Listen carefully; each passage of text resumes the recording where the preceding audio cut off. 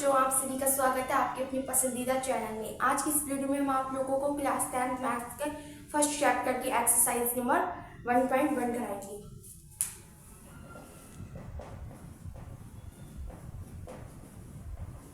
Exercise 1.1 इसका first question है ये 135 तथा 225 का मासापा ज्ञात करो। 135 तथा 225 का मासापा ज्ञात करो।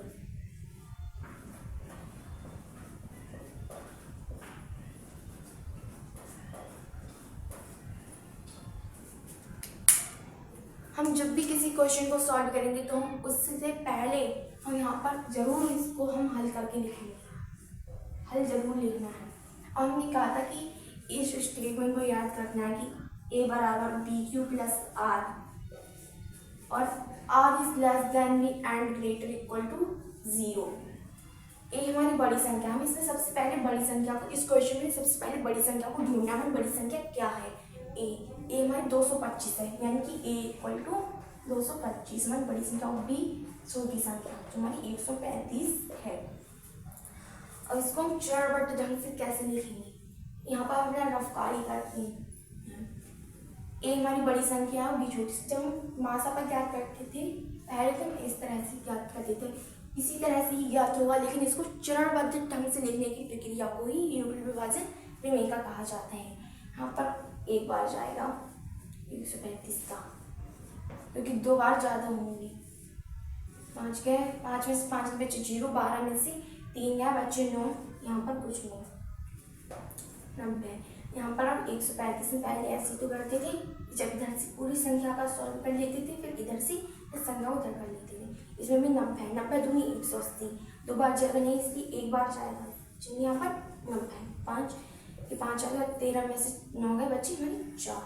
अब फिर से हम इस वाली संख्या को फिर लिख लेते थे। यहाँ पर हम 45 दूनी 90 है, कुछ नहीं बचा।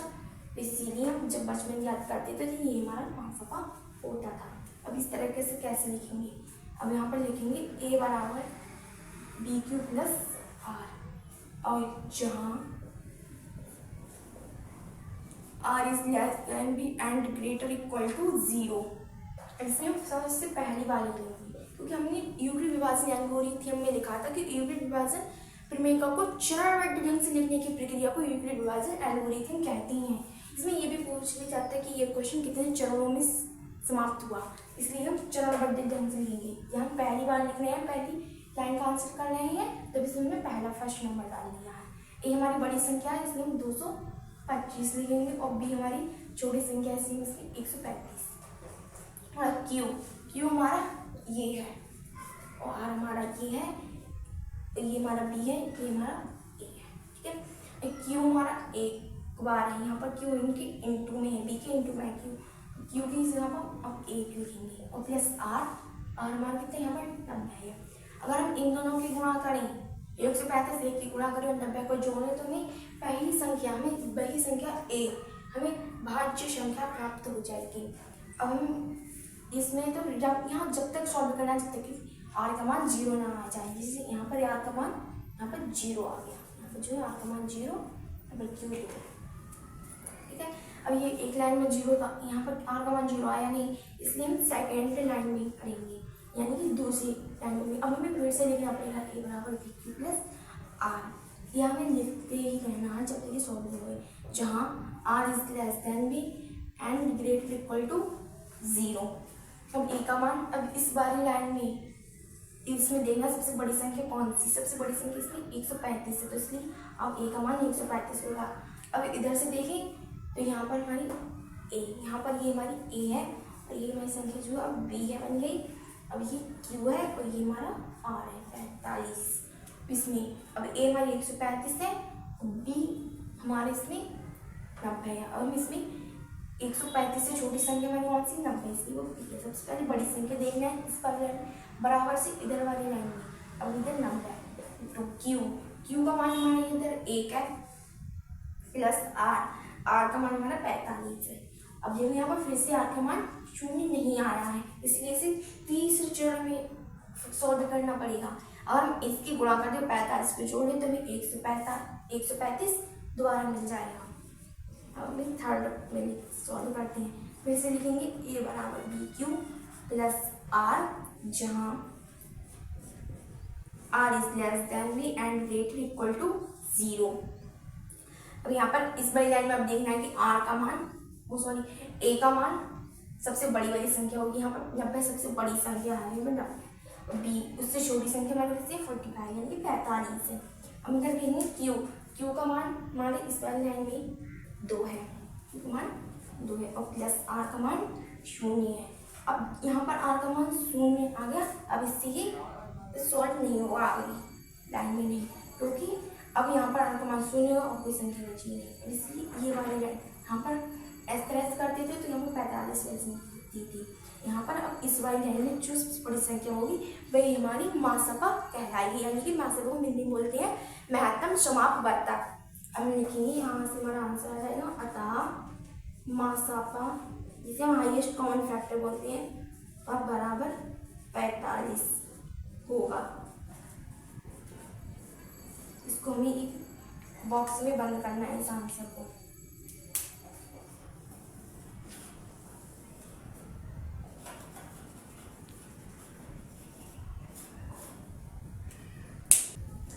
सेकंड क्वेश्चन को हम सॉल्व करते समय सबसे पहले यहाँ पर हल लिखेंगे। हल जरूर लिखना होता है, किसी भी क्वेश्चन को सॉल्व करते समय हमें उसके आगे हल लिखना होता है। हमने आपको ये एक फॉर्मूला बताया था, क्या बताया था, a बराबर बी क्यू प्लस आर। ये किस तरह से आया था वो भी हमने आपको बताया था, जहाँ r is less than b and greater equal to 0। जो हमारा r होगा वो हमेशा b से कम होगा और 0 के बराबर होगा और 0 से बड़ा होगा। a हमने बताया था बड़ी संख्या। इस क्वेश्चन में सबसे पहले बड़ी संख्या ढूंढनी। बड़ी संख्या हमारी क्या है, 38,220, 38,220 इक्वल b हमारी छोटी से छोटी संख्या होती है। यहाँ पर हमारी सबसे छोटी संख्या क्या है, 196। ठीक है, अब यहाँ पर q को मान रखेंगे। पहले हम थोड़ा इधर रफकारी करते हैं, हमारा क्या है कि रफ वर्क है।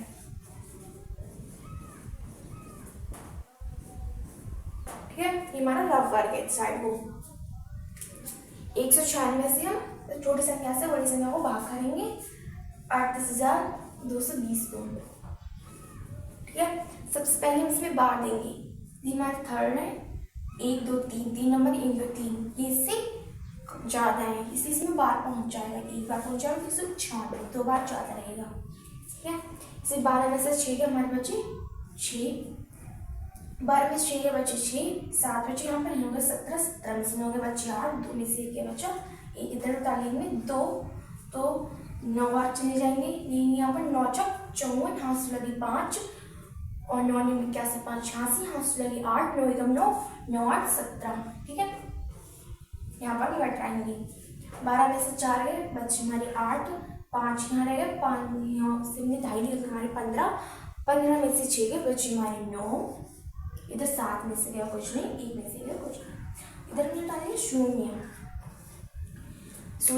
अब 196 का पहाड़ा इतने बड़े कि हमारे 980 आ जाए। हमारे यहाँ पर 5 बार जाएंगे, 5 और 30। हमने को कैसे पता लगा कि 5 बार जाएंगे कि 6 बार जाएंगे। हमने अगर हम यहाँ पर कोई ऐसा नंबर लें जिसकी हम 6 से गुणा करें, वहाँ पर 0 आ जाए, तो यहाँ पर हम 5 ही 6 से गुणा करेंगे तो 0 आया। देखो 5 और 30, हाथ से लगी 3, 5 और 45, 3 48, हाथ से लगी 4, 5 कम 5, 5 4 9, यहाँ पर 0 बचा यानी कि 0 बचा। ये हमारा है, वो हमारा यहाँ पर ये b है, ये संख्या हमारी a है और ये हमारी q है और ये हमारा r है। इसे हम शेषफल बोलते हैं, r को हम शेषफल भी कहते हैं। ठीक है, हिंदी में हम यहाँ पर लिखेंगे q, यहाँ पर हम q की वैल्यू रखेंगे। q की वैल्यू यहाँ पर 196 है, सॉरी 195 है और r की वैल्यू हमारे यहाँ पर 0 है।